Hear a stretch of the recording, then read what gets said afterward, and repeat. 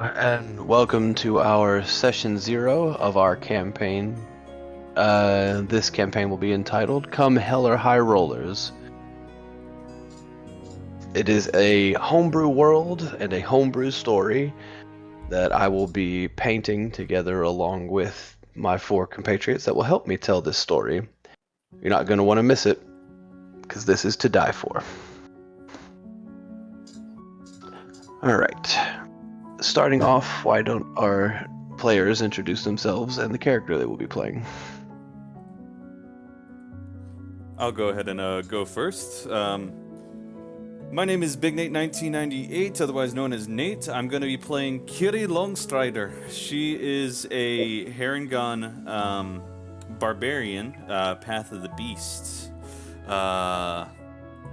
She has always been a bit of a wild child growing up. Her parents knew this and sort of used that to their advantage in teaching her how to survive, hunt, utilize all parts of the beast whenever after successfully going on these hunts.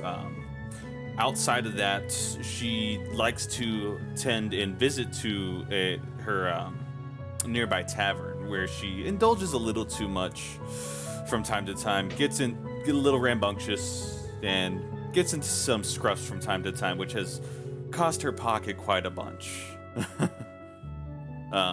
She doesn't get to see her parents much, namely her father, who is a guard for the town. Whenever she does get to see him, however, her and her mother love to give him a bunch of hell. But it's all in love, it's all in good spirits. Alright. Thank you, Nate. Noah, you want to go up next? Oh no, please put me last. Okay. I'll go ahead and go. Connor? My name is Connor. I will be playing Mihaingil Tyrrell. He is a half-elf. As David will explain in further detail later, there is a tower to the north leaking out energy from the Shadowfell, and it is slowly corrupting the land. Mihaingil is a half-elf, but he was born to 2 high-elf parents. The energy from the Shadowfell Tower corrupted his birth, which is going to mechanically be represented as a half-elf. But he still has gone through the training. He's a noble, and his family has a blade singer that is his sword instructor. And he knows a cantrip now. He's starting off as a swashbuckler rogue, but I plan on multi-classing into lore bard, pick up some more spells, some more cantrips. But ultimately, I end up planning on building him as a half-caster. He isn't fond of his family or his upbringing, because none of them are really fond of him. Most people tend to look down on him, seeing as they believe him to be impure, being a half-breed. But he plans on proving himself, not by living up to his parents' desires, but by becoming the greatest thief there ever was. Alright. In depth, I like it. Michelle, would you like to introduce your character?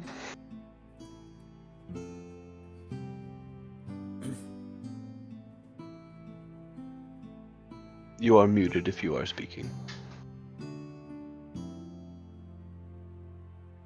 Okay. I am Zelda Buddy, and I have not come up with the name for my character. I'm very sorry. But I can tell you that she's a wood elf, and a druid from the Circle of Spores. And as far as I have come up with is, she's just kind of living out in the woods, has, she's got, dump stats or, what's it called? No intelligence. Wisdom, yes, but intelligence, no. Somehow I decided to isolate myself from everyone else so I kind of don't have a lot of charisma either. So I don't know. I'll work with that. Sorry. Yeah, that's all right. This will be a long form campaign, and I believe this is your first full run campaign, right? Yes. Like, Yes. okay.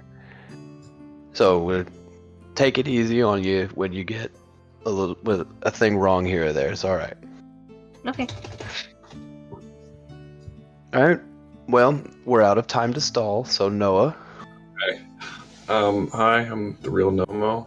I will be playing a Tabaxi aberrant mind sorcerer known as Vast Moon of the Night Sky.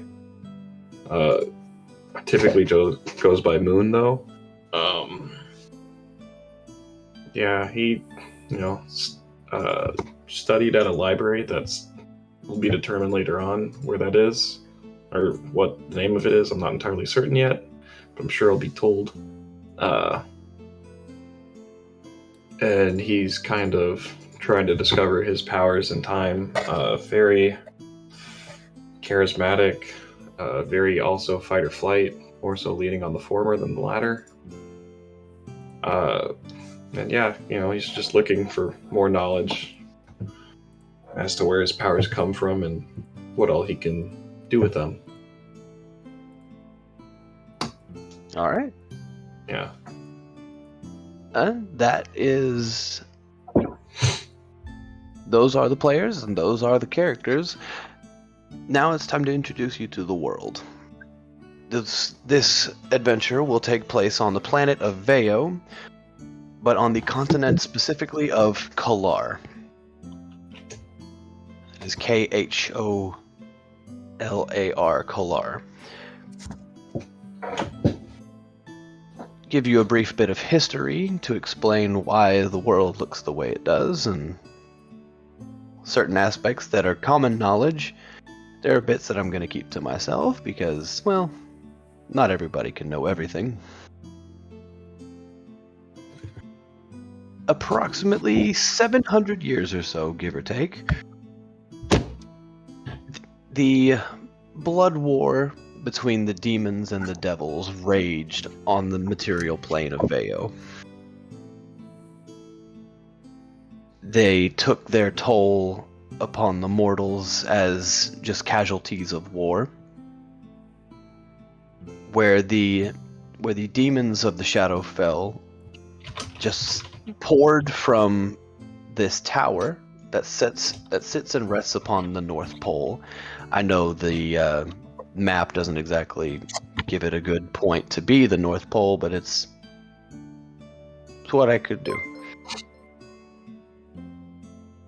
And the devils, my apologies, had a grand fortress that used to sit on this east coast of the northern part of the continent. That's surrounded in the red dots, which I'll explain later.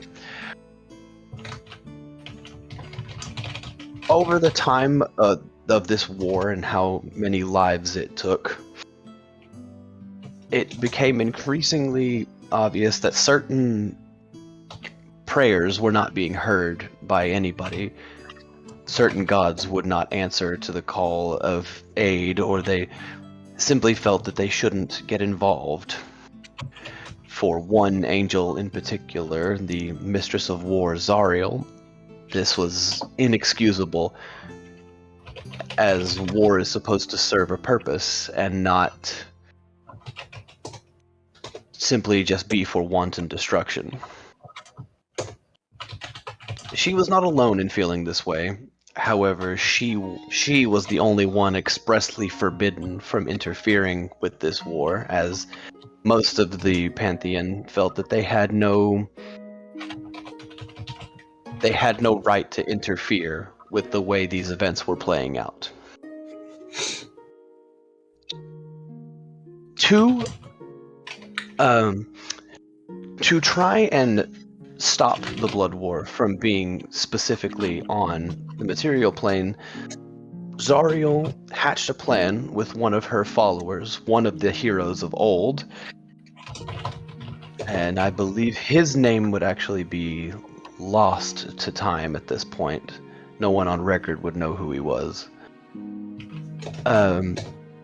He was one of the heroes of old that helped Zariel drive out the demons while she took care of the devils. So the heroes ventured to the north, where you see this oddly straight and narrow trench here. It wasn't there 700 years ago, but when the heroes went to fight back the demons, they gained enough of a foothold to where a couple of the gods that did agree with Zariel that something needed to be done stepped in. The god of the sun, known as Sol, S-O-L. I know it's not exactly creative, sent his wrath down in the fury of a beam of fire that carved a path along this land bridge, the only land bridge that connects the northern part of the continent with the rest of it. And the god of the oceans, known as Leviathan, again, not exactly creative, but flooded the trench itself, and their combined power has left that trench permanently boiling, and it will fry anything that attempts to go through it at any point. So it is effectively kept the demons off of the mainland continent. However, there was still the devils to deal with. Before she could go and take care of the devils, she was stopped by the rest of the Pantheon and given an ultimatum.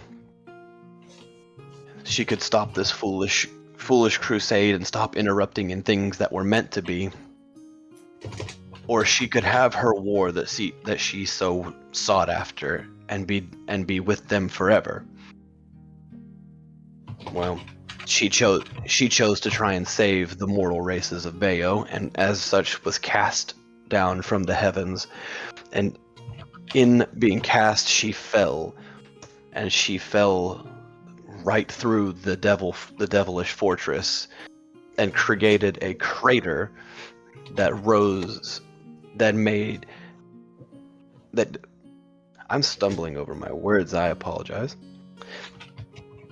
She fell through the planet, creating a crater that went all the way down to the Nine Hells, specifically the plane of Avernus. What was left in the wake on Vaeo was a caldera of destruction. But, however, the Blood War was removed from Vaeo itself.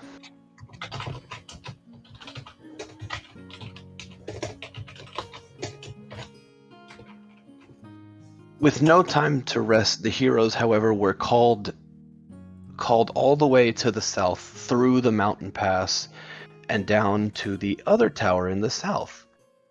Where there is one, there must be another. We have a Fell Tower in the north, and we must have a Fey Tower in the south. The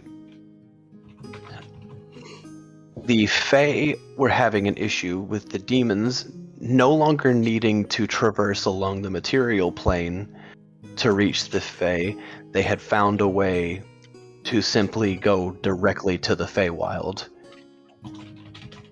So the heroes were called there, and in the Fey, they were responsible for evacuating a large portion of Feywild refugees to Vaeo in an attempt to mitigate the amount of losses that were caused by the demonic incursion into the Feywild.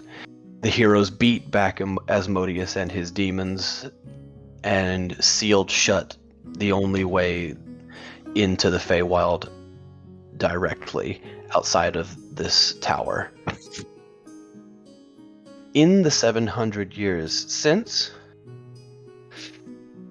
the auras that these towers give off naturally have fought each other, almost to a standstill.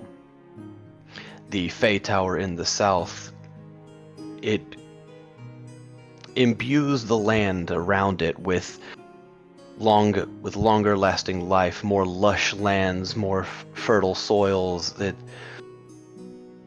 It is more conducive to lengthy lifetimes and just a much better lifestyle. Whereas up north, the Fell Tower has always radiated an aura of death about it, and in its doing has begun to drain the life over the last 700 years of the land around it, turning most of it into a wasteland. This, however, is not a stark contrast, as these effects do gradient. They are gradient. You'll see that as the further you go south, the longer lived races you'll find. However, the further you go north, the shorter lived races you'll find. I.e., you'll find high elves as far south as you can go. You'll find dwarves along the mountain ranges, and you'll find the humans and the orcs and all the shorter lived ones up to the north, with all ranges in between. That doesn't mean that there couldn't be humans living in the south or elves vice versa in the north. That just means that's generally where their lives tend to happen.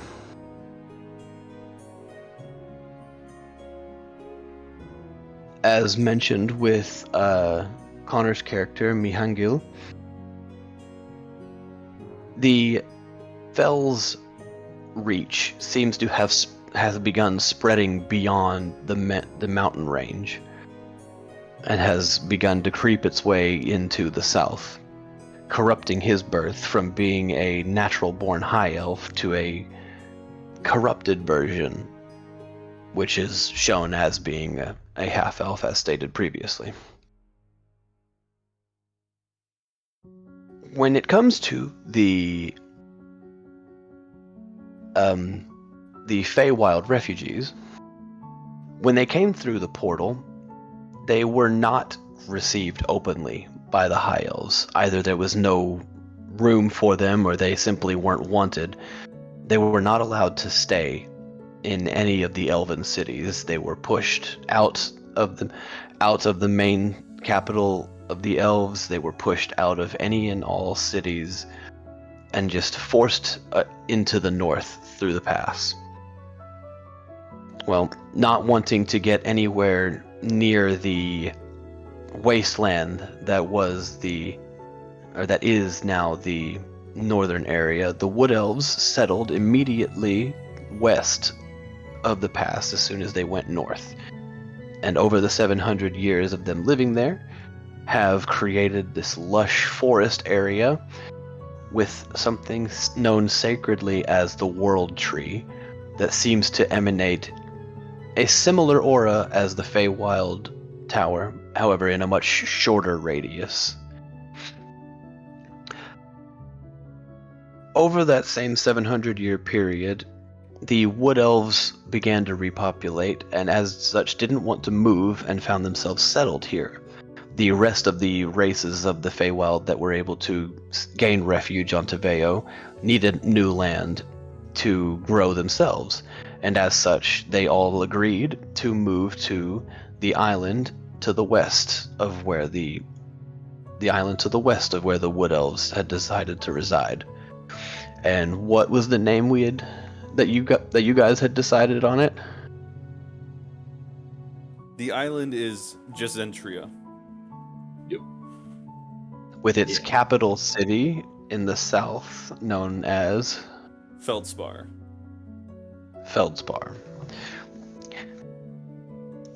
The city itself, surrounded by a copse of cherry blossom trees, is only protected from the wilds of this island by those trees, as over the 700 years of the Feywild races living here, their essence and their wild nature has shifted and shaped the landscape around them. Where once you would have normal bears, now we have these weird owlish bear hybrids where you would have Komodo dragons, honest to God, dinosaurs walking around. It's a terrifying place to live if you're outside the city. But that is where two of our characters have made their homes. That would be our Tabaxi Sorcerer Moon and our Barbunny Cure. If one of you two, whichever one would like to go first, describe a typical day for yourselves. Well, Moon, again, just kind of more so research and staying within the confines of Feldspar. You know, Probably in Just- the library of the one university that does exist within Feldspar. oh, very much so. Yeah. He'd for sure be there. Searching up anything that relates to,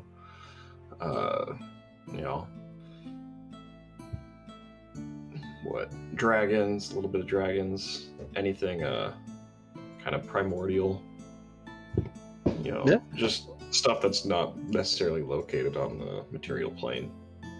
Yeah, and whatever books that were able to be procured via whoever could get them to get all the way over here to the island.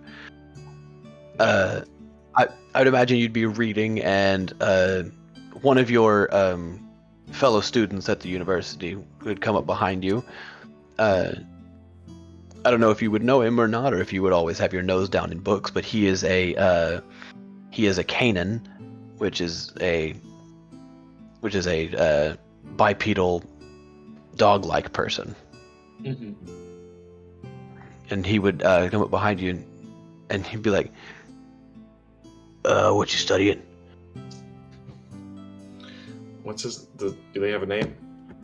I feel like He would have like his little like fantasy equivalent of like a college lanyard, and it would be like something simple like just like Rex. He probably has like a real fancy name, but it's just shortened to Rex on his little tag. Rex.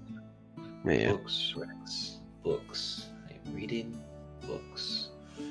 Just kind of head in one hand, just turning through pages. I am minding my business, much like you should do yourself. I've never been really good at that. What you reading specifically? And he just snatches the book out of your hand. And he's like flipping through it and sort of like turning the shoulder to you and trying to walk away with the book. Moon just kind of slowly stands up, and I'm gonna just go ahead and cast Dancing Lights and make it to where it the feature where you can combine the four lights into one vaguely humanoid form, medium size. I'm gonna Okay. just kind of cast it behind him and just be like, If you don't return my book, I might have to get my friend to assist me. and just point behind him to the glowing form. All right. I'm trying to intimidate. Make an intimidation check. Okay. Oh gosh, this is the first roll of the campaign. It's an intimidation check, yeah. Ooh, a 9. All right, let's see. Do an insight. See how well this goes.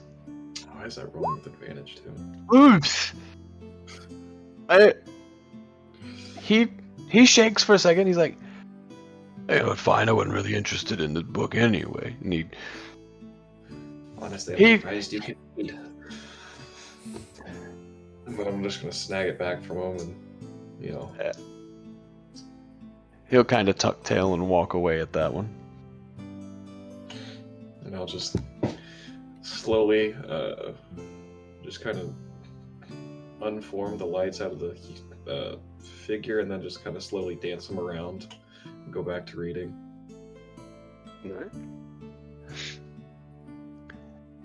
And Cure, and we would zoom out of the university library there in the city, and we would. Where would the camera go next to find Cure? Do we stay in the city, or do we go elsewhere?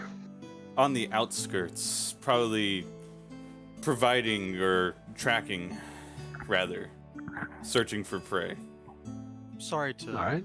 interrupt. We are experiencing some inclement weather, so if I have to go, I just want to let you know why.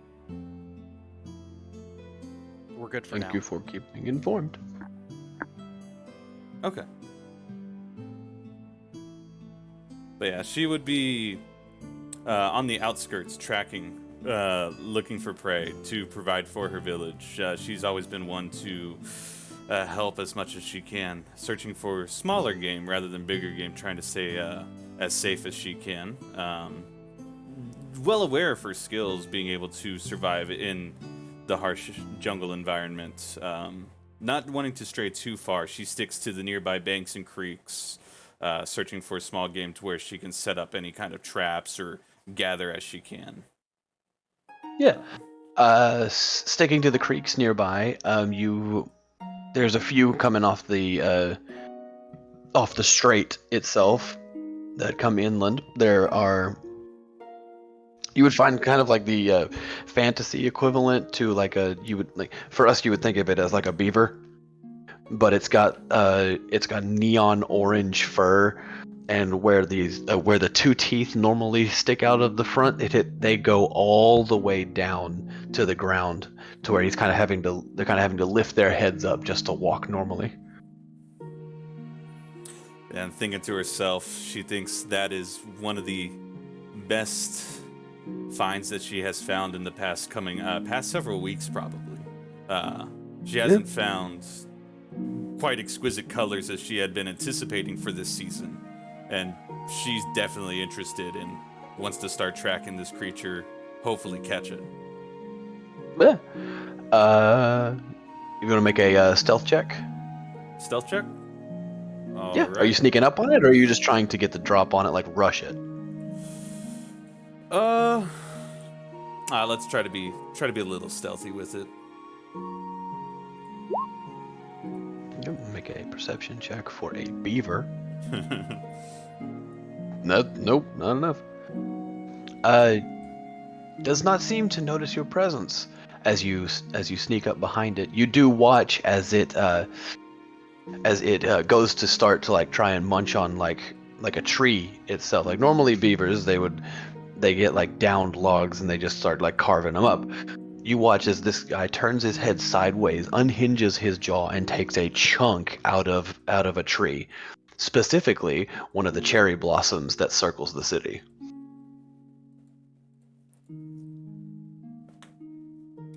In its focus, Kirei is going to try to get closer to stab at it with one of her javelins that she's got. It's the better piercing weapon that she's got. A glaive is not going to do the piercing damage that she's intending to try to capture this creature.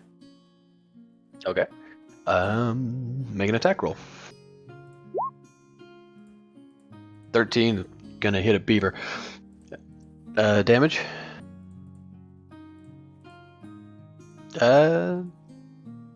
Not quite, actually. It is a Feywild beaver after all.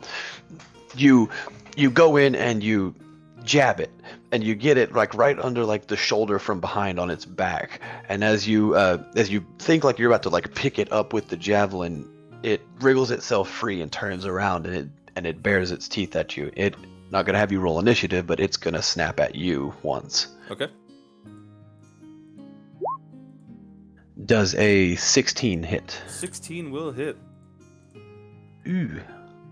2d4. That is 5 damage.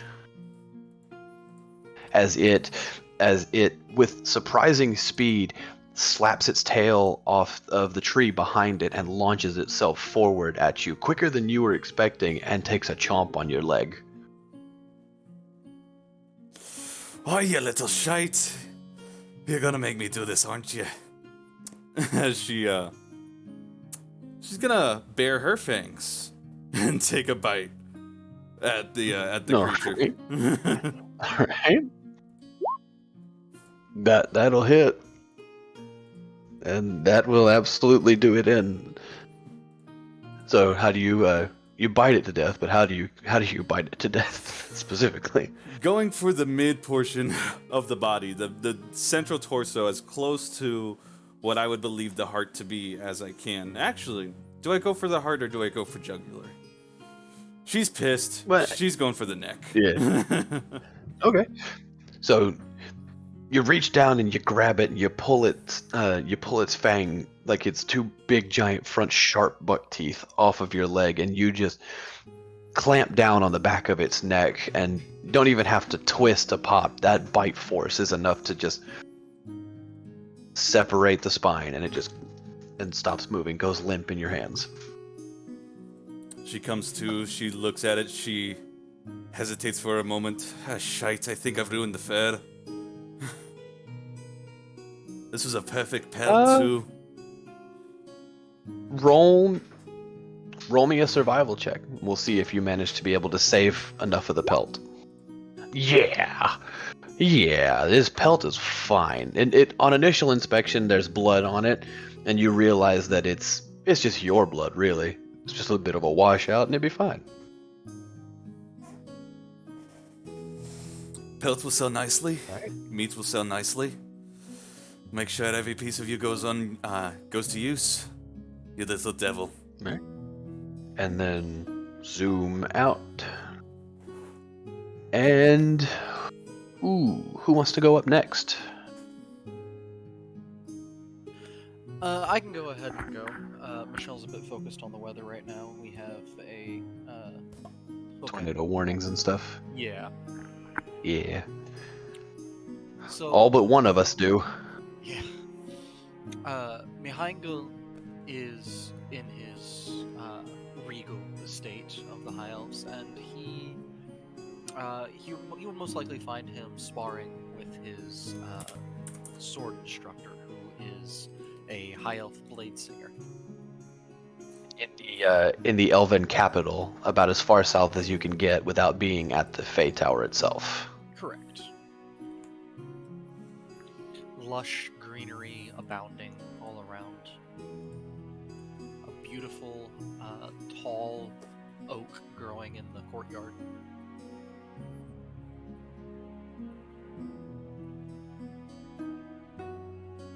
Footwork's too sloppy. Faster. And he just swings, and he's swinging at you. You're managing to get the blade aside ever so slightly, but he just keeps pressuring you. That's all I'm managing. Batting it to the side, Yeah. batting it to the side, batting it to the side. And he gets you one too many times, and he pushes your blade out of the way just enough. And the training rapier presses up against your chest. You're too slow, kid. We've gone over this footwork for this whole past week, and it ain't gotten any better. I will beat you yet. I just glare at him angrily. Maybe if you were a full elf. I snap at him. Like I go to attack. Roll the good.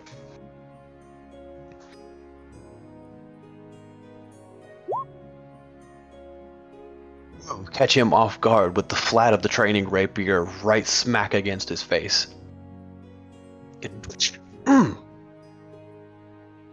Alright.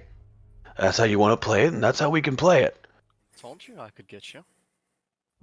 Mm-hmm.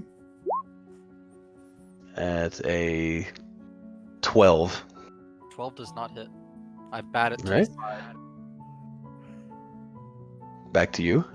and This time, I swing the sword again, but you see a crackle of electricity run up the blade. It's begun. Okay, sorry. Tornadoes warnings going off. Yep. 12 will not hit, just barely. He sees that thunder. He sees that thunderous energy coming, and he is able to duck back behind, and just misses just barely. Like, boy, I didn't think we'd be using that today. Didn't even know you could do that. I can do all sorts of things you're unaware of. I'm much more capable than you give me credit for.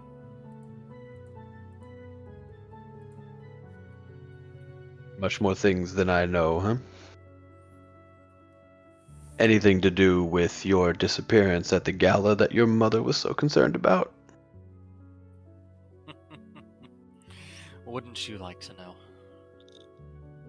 Why, she had me ask, but I'm not gonna pry. This is fun. And he begins again. Step, step, step. If you would roll me a performance check to see how this goes. Oh boy. Well, I'd say. He takes a step and a stab, and you step immediately with him, but go just enough lower to where his first step is countered immediately. Rapier to the chest. Point. And that is how the rest of your day will go with the training. Your moves are getting tired, old man. You've tried that trick on me 100 times before. And the training session continues, and we zoom out.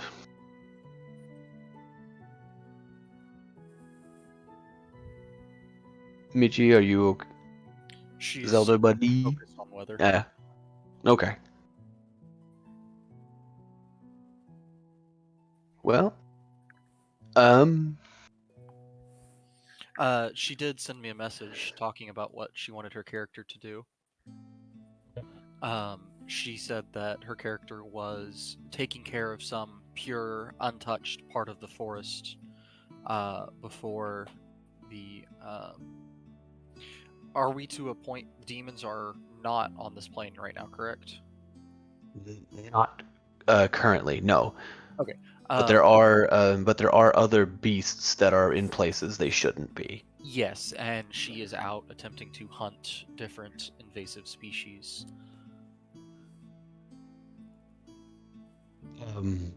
I believe you would come across a clearing in this forest of yours, where the wood elves tend to reside, and there she would find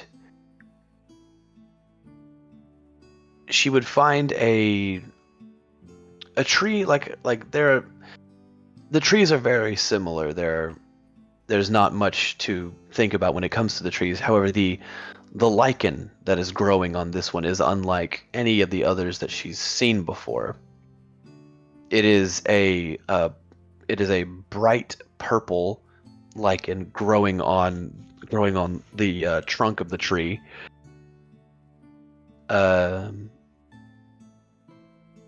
If you'd give me a nature check.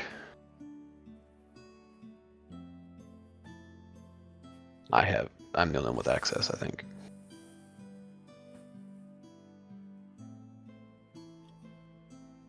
I'll do this.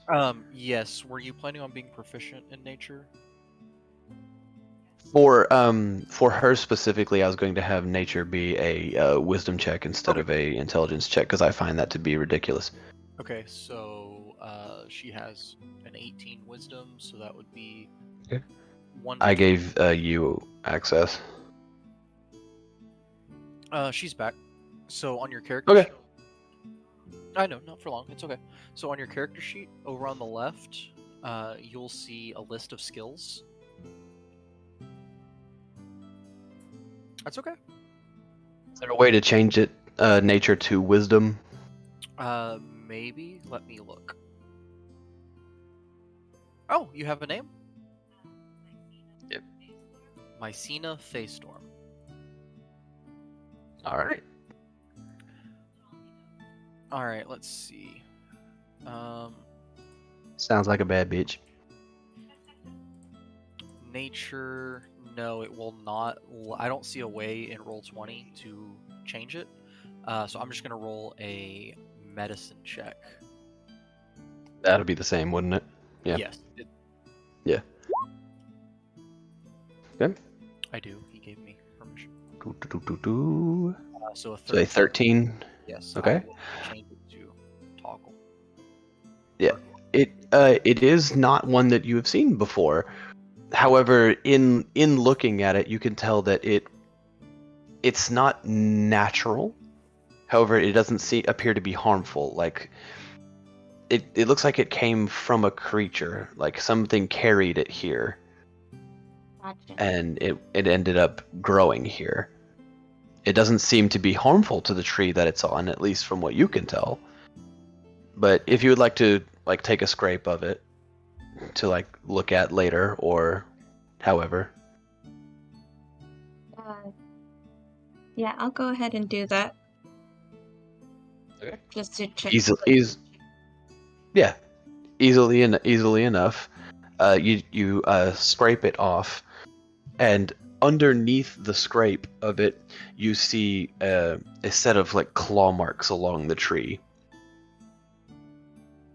Huh. It looks to be That's like unusual. whenever it clawed the tree, this seemed to have grown after it. That's If you unusual. would- Is there a way to track like? Tracking. There is absolutely a way to track. If you could roll a survival check to see if you can see any tracks that something like this might have left behind.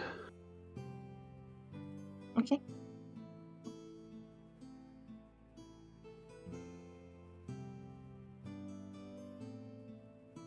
I'm sorry, it still's taking a while to load. Can you roll a survival check for me?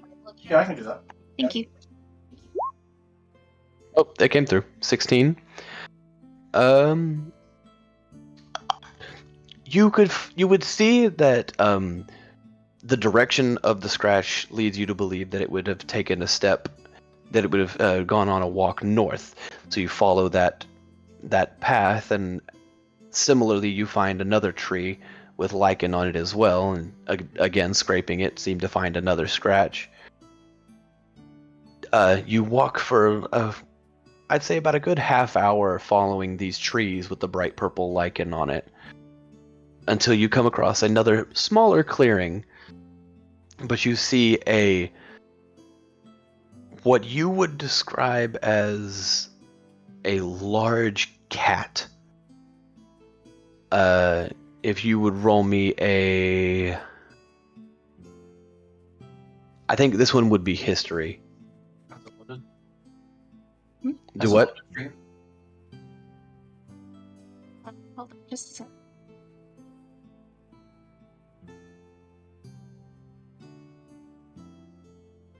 If it hasn't loaded, I can roll it. But has it rolled? Has it loaded for you? Okay, I'll go ahead and roll it.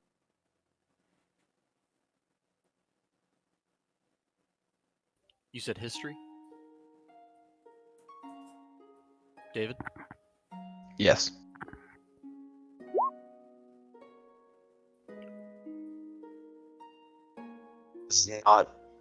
This is not an animal that's native to your forests, but it is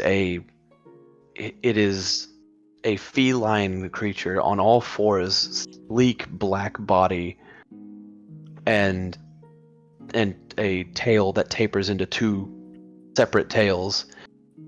It is gaunt. It is like nothing but bone and nothing but skin and bone at this point. It is frail, weak, and sick. And it is lying in the middle of this clearing, heaving, trying to breathe.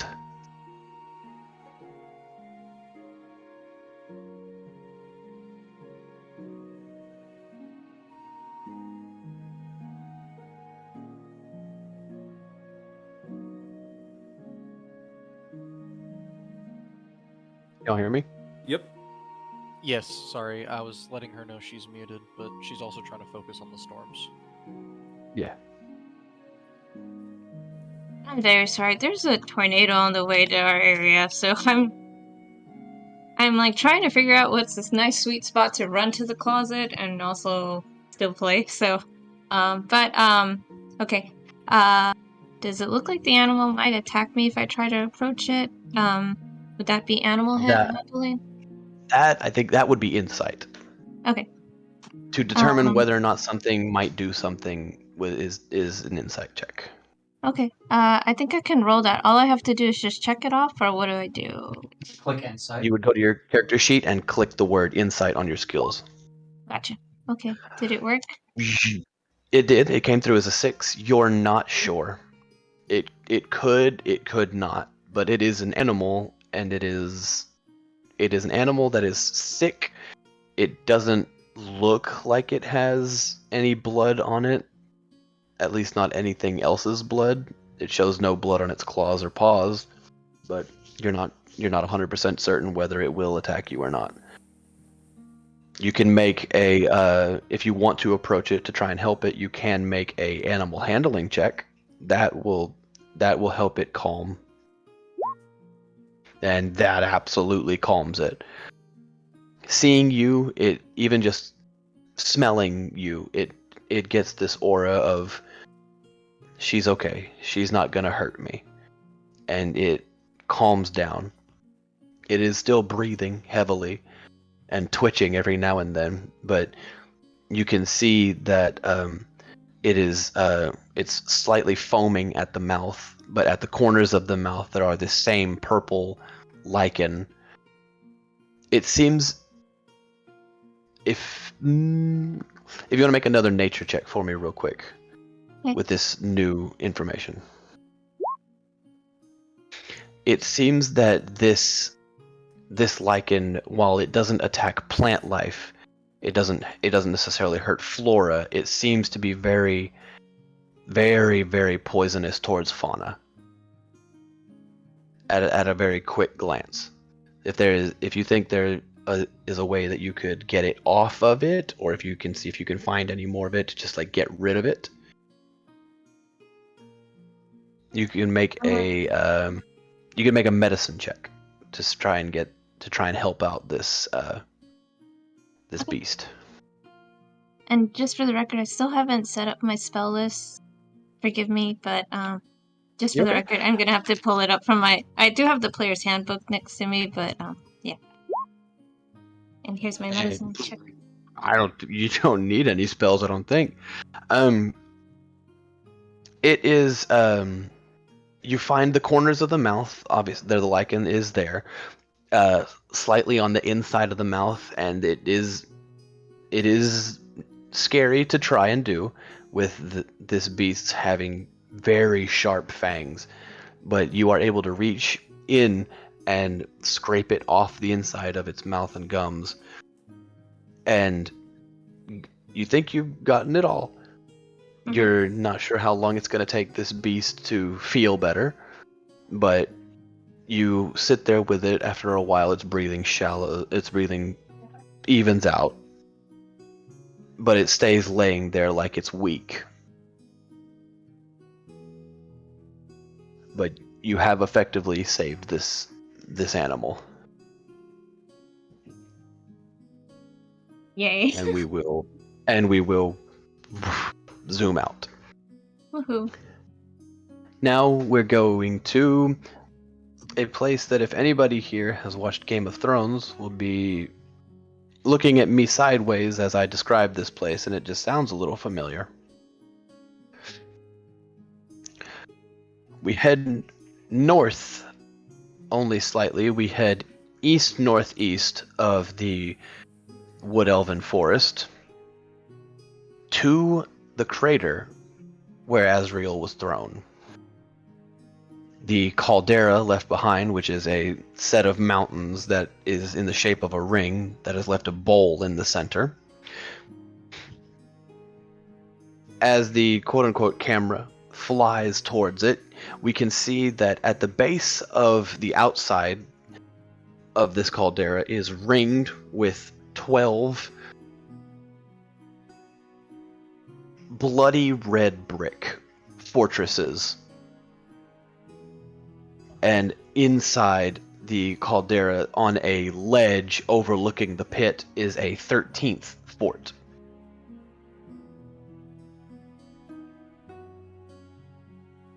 And as we get closer, we can see men, women, any race, any gender, anything, all in these forts. They are all manning their fort walls. They are all training. They are all doing their duties as they would daily. And we climb the mountain in the caldera, and we get to the center fort that overlooks the pit down into the hells. We watch as the camera goes into the pit itself and goes down, down, down, down, until we reach this open, blasted plain of red rock and fire, and we see what used to be Azrael on a bloody warpath against this army of demons with the devils on her side. And that is where we will call session 0.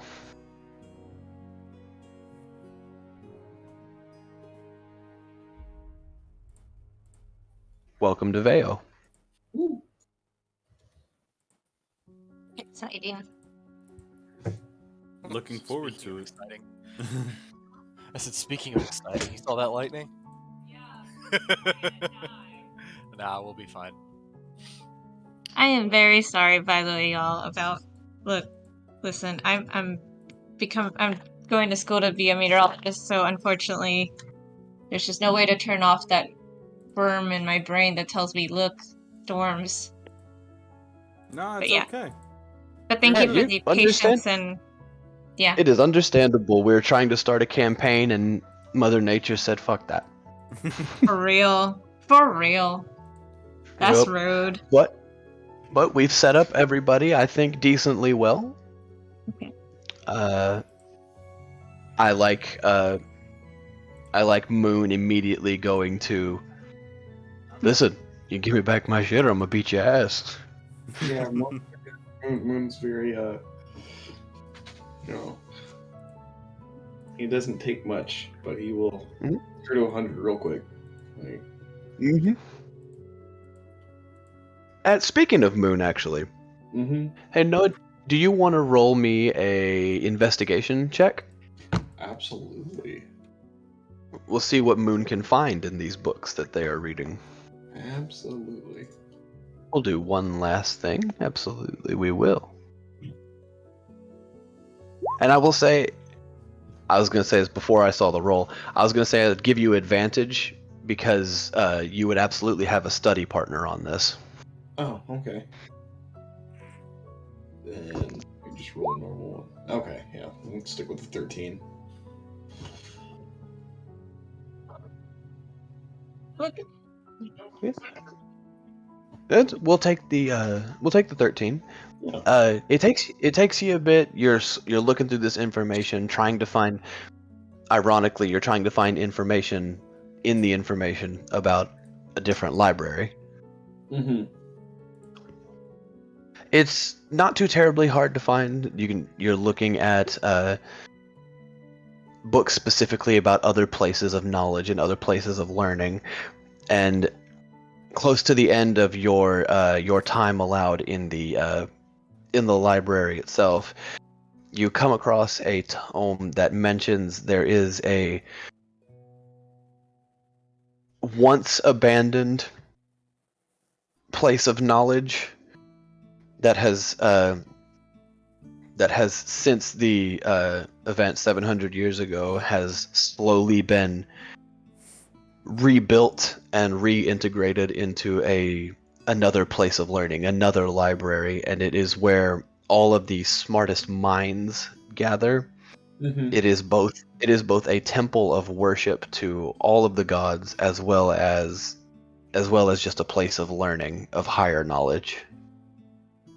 And Yeah. it would place it in the southern part of Kalar, not too terribly far from point A to point B, but getting there is a bit difficult from where you are. Yeah. Gotcha. Okay. And it would that tome specifically would cite this place as it was once called the Lost Library whenever it was lost, really.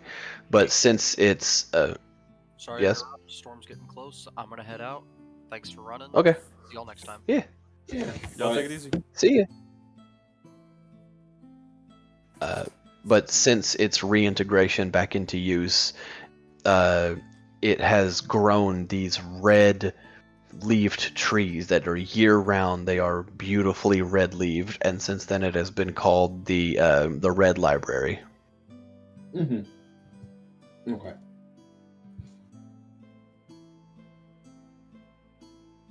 But And it you was now know, previously you know, called the what? The Loth Library? yes, Loth? just be no lost.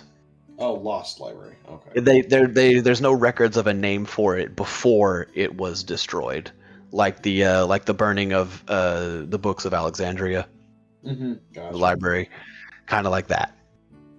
But it has since been reintegrated back into a place of higher learning, and in doing so, in this love of knowledge, this place has responded to that and grown these beautiful red trees around it. Gotcha.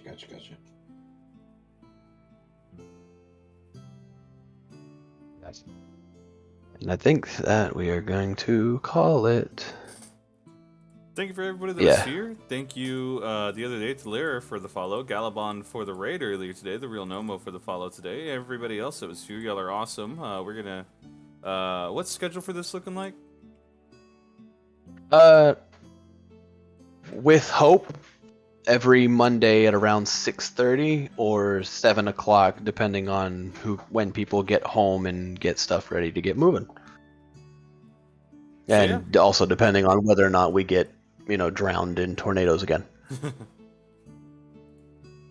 So yeah, for those that are interested, stick with us, and great things will happen.